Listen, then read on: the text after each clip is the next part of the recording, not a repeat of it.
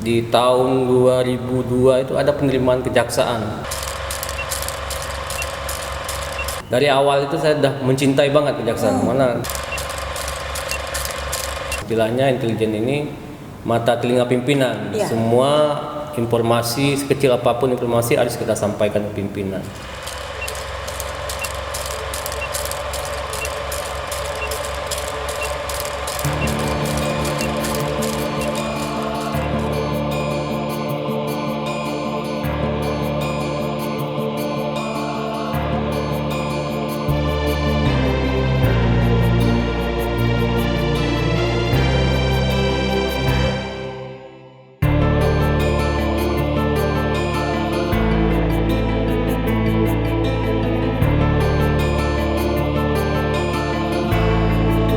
Assalamualaikum warahmatullahi wabarakatuh, Bapak Roni. Waalaikumsalam warahmatullahi wabarakatuh. Makasih ya Pak ya, kami dari tim Sendika diberi kesempatan untuk podcast sama Bapak Roni yang selalu sibuk, selalu aktif di kantor Kejaksaan Negeri Kabupaten Jepara. Wah, sehat selalu ya Pak ya? Sehat. Alhamdulillah. Baik Pak Roni, tentunya Bapak Roni ini punya semacam kayak kisah gitu ya.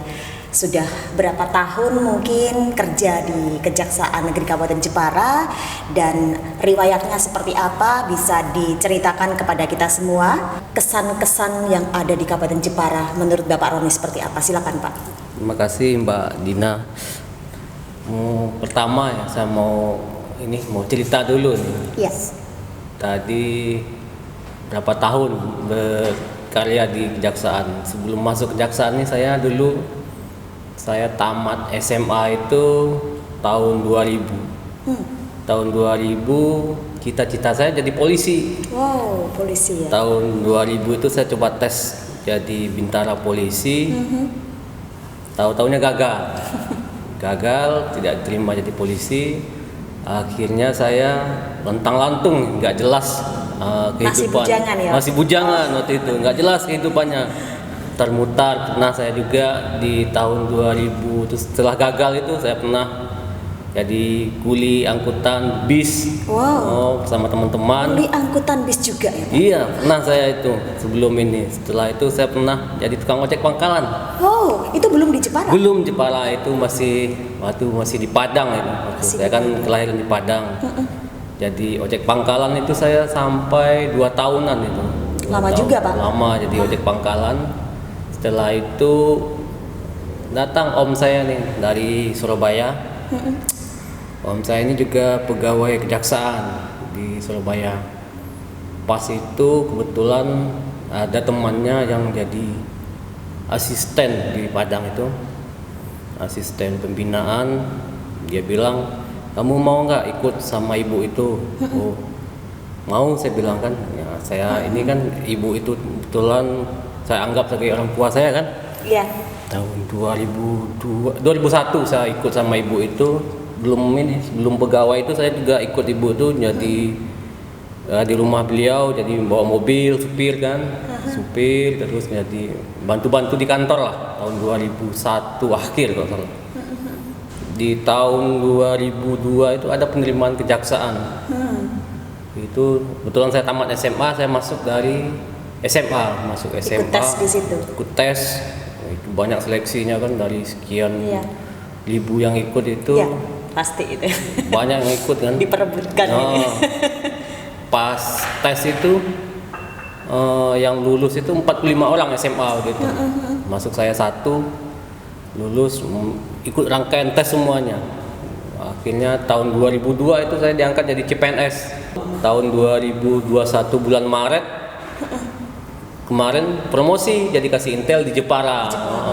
Itulah lika-liku saya di kejaksaan tuh banyak ininya. Saya sudah coba semuanya, dari supir, pernah jadi ajudan, dan TU juga, tata usaha juga di kejaksaan. Itulah lika-liku sampai sekarang jadi kasih intel. Ini kasih kedua saya di Jepara ini. Di Jepara sudah sekitar berapa tahun Pak ini? Kalau SK saya itu Maret, 23 Maret, tapi saya melaksanakan tugas di sini itu habis Lebaran. Dan kenapa pilih di kejaksaan gitu Pak? Tertariknya kok akhirnya di kejaksaan gitu? Ya, inilah waktu itu mungkin nggak ada ini lagi, mungkin rezekinya di kejaksaan mungkin ya. Kan modal di kejaksaan itu saya cuma 2 di pesan, jujur dan ikhlas. Jujur dan ikhlas. Baik Pak Roni, bisa diceritakan Pak mungkin kisah tentang seperti apa sih kejaksaan di kota besar, mungkin di Jakarta, bekerja di kejaksaan di Jakarta dengan bekerja di kejaksaan di kota-kota kecil seperti Jepara kayak gini. Ada perbedaan nggak rasanya gitu? Oh ada. Gimana Pak? Waktu itu saya pernah di Jakarta Selatan itu sebagai staf ya, tata usaha di bidang intelijen itu. Waktu itu saya di Jakarta Selatan itu ngontrak. Itu tak boyong istri sama anak itu ke Jakarta Selatan. Padahal itu masih pegawai tata usaha. Orang bilang di kampung itu sudah gila, masa pindah ke kota besar kan? Nggak ada saudara, nggak ada ini. Saya modal nekat aja karena ingin berkembang kan, ingin maju. Saya tugas Jakarta Selatan itu, tapi mengorbankan juga, ada pengorbanan juga karena saya berangkat itu jam 6 pagi, berangkat ke kantor itu jam 6, pulangnya jam 9. Jadi hari ke hari itu sampai Senin sampai Jumat tuh jarang ketemu sama anak. Waktu itu anak saya masih kecil tuh. Waktu itu anak yang besar itu umurnya masih 3 tahun, yang kecilnya itu umur 1 tahun saya boyong ke Jakarta. Hari-hari itu penuh dengan kesibukan karena di Jakarta Selatan itu perkara banyak ya, banyak perkara. Saya di tata usaha di Intel itu saya juga menjadi megang ini beberapa orang jaksa untuk membuat administrasi perkara.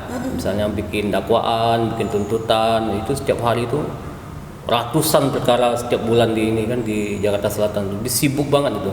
Suka dukanya itu di kota besar itu memang waktu itu berharga banget. Berharga banget ya. Untuk keluarga itu paling Sabtu Minggu itu full buat keluarga. Iya. Kota besar yang begitu padat, begitu waktu sangat berharga. Kalau di Jepara seperti apa Pak?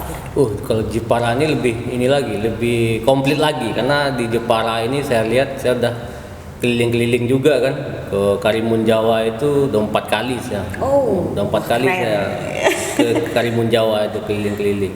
Terus di Jepara ini memang banyak pabrik juga, ada pegunungan juga di sini kan. Jadi hampir sama lah kotanya. Kalau di daerah Jawa ini rata-rata ramai lah ininya. Makanya saya juga betah juga di sini istilahnya itu senang di sini ya. Dengan kultur, dengan Jawanya itu, walaupun saya ini dari Padang, dari Sumatera kan, tapi nggak susah saya menyesuaikan, gampang saya menyesuaikan. Karena ramah-ramah ya. Betul. Karena apa? Karena saya itu sosialisasi itu cuma pendekatan wilayah itu 2 bulan saya udah bisa berbaur dengan masyarakat sekitar dan teman-teman di sini, walaupun saya nggak bisa bahasanya, tapi yang saya dengar ujung-ujungnya aja saya paham ininya. Baik Pak Roni, di kejaksaan itu juga banyak sekali peraturan-peraturan atau pemutusan buat mereka yang terpidana, mungkin harus dianalisis ketat begitu. Yang bikin saya pengen tahu itu tugas dari Intel itu apa sih Pak? Kalau tugas dari Intel ini banyak ini. Tapi kan tugas Intel ini selain juga kasih Intel kan kita juga penuntut umum. Penuntut umum ini kan jaksa ini kan banyak ininya, bisa jadi jasa pengacara negara, bisa penuntut umum, bisa jadi jasa penyidik atau penyelidik ini. Kalau di Intel ini banyak juga perkara-perkara korupsi yang kita tangani, yang berawalnya dari Intel ini.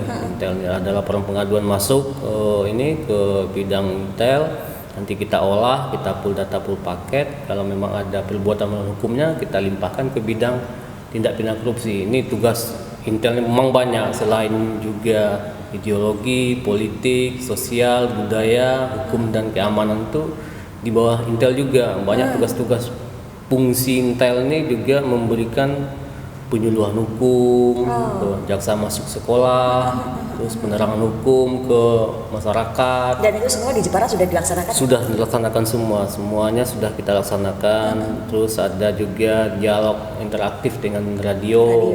Kita juga ikut peran aktif. Makanya tugas-tugas Intel ini juga banyak. Penting kita menjaga kestabilan wilayah, terus bagaimana menjaga kondusivitas di daerah ini aman dan terkendali. Itu aja ininya. Baik Pak, ada kejadian-kejadian peristiwa atau kasus yang mungkin membuat dari kejaksaan itu sedikit kesulitan karena kasusnya mungkin berbelit-belit. Gimana itu cara mengatasi seperti itu? Kalau kasus-kasus ini kan dia banyak. Kalau ada yang kasus pidana itu kan penyidiknya dari Polri. Kita penuntut umum menunggu kan. Kalau memang penyidikannya sudah selesai, nanti kita P21 atau kita nyatakan lengkap, nanti kita sidangkan, kita bawa ininya. Tapi kalau memang belum lengkap berkasnya, nanti kita kasih petunjuk untuk melengkapi unsur-unsur yang harus dipenuhi, terutama syarat formil, materialnya kan.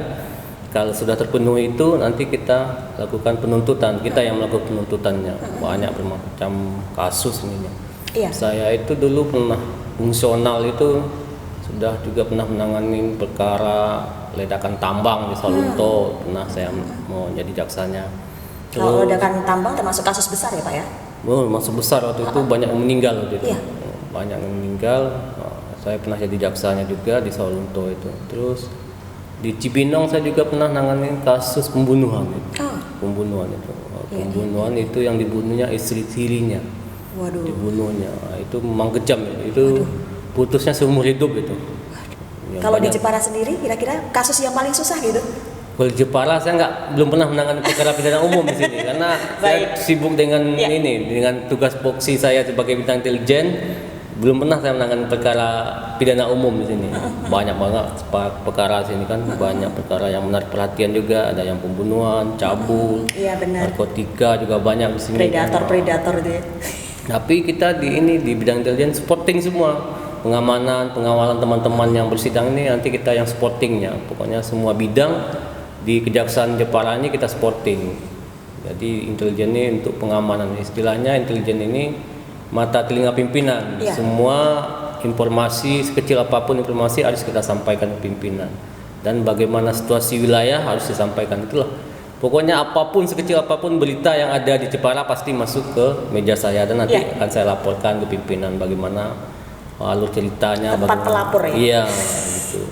Pak Roni, di sini ada kejaksaan, kemudian ada pengadilan, kemudian ada kepolisian. Iya. Hampir kalau menurut orang awam ya, yang nggak ngerti gitu, hampir semuanya itu kayak satu kesatuan gitu ya. Apa sih bedanya gitu Pak? Oh iya, kalau kita itu kan punya tugas fungsi dan masing-masing. Kalau kepolisian yang melakukan penyidikan, kalau penuntut umum itu kan jaksa itu sebagai penuntut umum. Setelah perkara disidik oleh polisi, nanti diserahkan ke kejaksaan, nanti kejaksaan menyerahkan lagi, limpahkan perkaranya ke pengadilan untuk diputus. Berarti ada satu kesatuan. Iya, ada satu kesatuan. Ya? Jadi kita tuh memang beda lembaganya itu ada fungsi dan masing-masing. Kalau kejaksaan sebagai penuntut umum, nanti yang untuk memutus pengadilannya nanti pengadilan, nanti eksekusinya kita lagi. Nanti eksekusinya ke kejaksaan lagi, eksekusinya ke rutan. Setelah ingkrah perkaranya baru kita eksekusi. Kalau sudah diputuskan baru ke rutan. Ke rutan nanti. Tapi setiap tahap itu kita menitipkan di rutan. Ada pepatah mengatakan cintailah pekerjaanmu sebagai hobi, sehingga kamu akan betah, sehingga kamu akan kerasan. Hobi atau memang keterpaksaan dari awal, Pak? Ini kalau saya sudah memilih itu kan dari awal itu saya sudah mencintai banget kejaksaan. Gimana saya berjuang dari bawahnya itu. Kalau teman-teman saya yang seangkatan tuh nggak berapa yang menjadi jaksa kan, paling ada sekitar ya separuh lah yang teman-teman yang sama seperjuangan dengan saya itu kan. Kenapa saya berjuang dari bawah? Saya pingin terus gimana supaya jadi pegawai kejaksaan, menjadi jaksa, pokoknya ada cita-cita dengan cara mencintai pekerjaannya. Jaksa sangat disegani, jaksa begitu berwibawa, jaksa ditakuti. Orang yang bekerja di jaksa begitu teramat mengesankan wibawanya yang luar biasa. Kantor kejaksaan ini yang berani masuk nggak sembarang orang. Tapi ternyata setelah kita selami, benar-benar ramah begitu ya. Orang-orang yang bekerja di kejaksaan ternyata ramah di sini. Sekarang saya bertanya ke Pak Roni, target apa ke depan? Ada nggak target buat dari Pak Roni pribadi untuk Pak Roni sendiri kerja di kejaksaan? Oh iya, kalau target pasti ada ya. Namanya kita berkarir itu kan istilahnya pasti ingin lebih tinggi lagi, jabatan yang lebih tinggi lagi. Kenapa? Karena di kejaksaan itu kalau kita nggak berkarir ya fungsional aja. Ngapain kita jauh-jauh merantau kan? Kalau nggak ingin berkembang kan? Iya. Kalau ingin berkembang tuh ya kita coba semua wilayah, kita sesuaikan. Pengalaman itu kan dapatnya dari kita berpindah-pindah itu. Dengan berpindah-pindah kita mendapatkan pengalaman yang luar biasa. Menurut saya luar biasa. Dan saya baca di slogan yang ditempel di kantor kejaksaan ini ada berani tidak dikenal, kemudian apa Pak?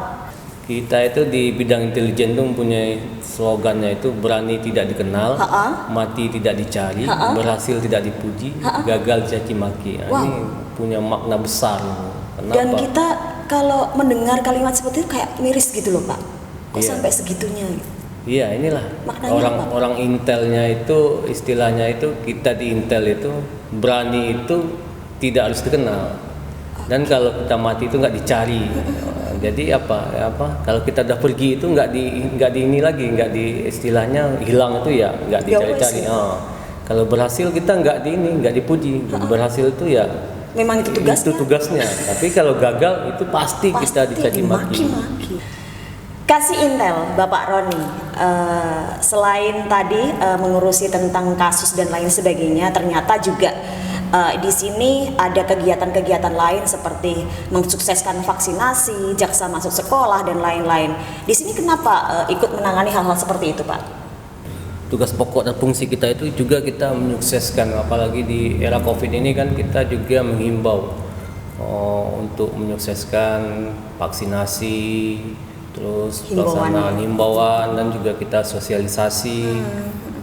Saya juga sering mendampingi Bu Kajari itu ikut dengan Forkopimda dalam hal penyuluhan, menghimbau masyarakat supaya mau divaksin. Terus ada lagi kegiatan-kegiatan PPKM yang kita menertibkan, menghimbau jam-jam ini waktu Covid-nya lagi tinggi-tinggi itu kan kita hampir sampai malam kita ini untuk menghimbau masyarakat supaya mematuhi protokol kesehatan.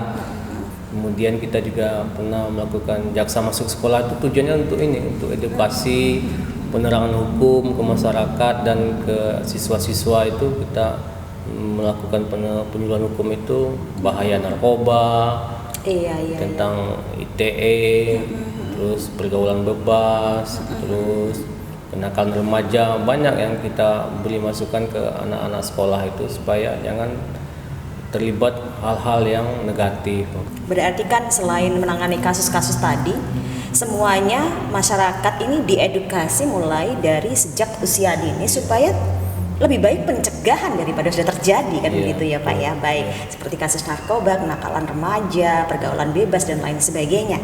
Baik Pak Roni, semoga tetap menginspirasi dan apa yang menjadikan ke depan ini target-targetnya bisa terpenuhi ya Pak Roni. Terus berjuang, terus berkarya, semoga sukses ke depan, semakin sukses untuk Pak Roni. Terima kasih waktunya. Assalamualaikum warahmatullahi wabarakatuh. Waalaikumsalam warahmatullahi wabarakatuh.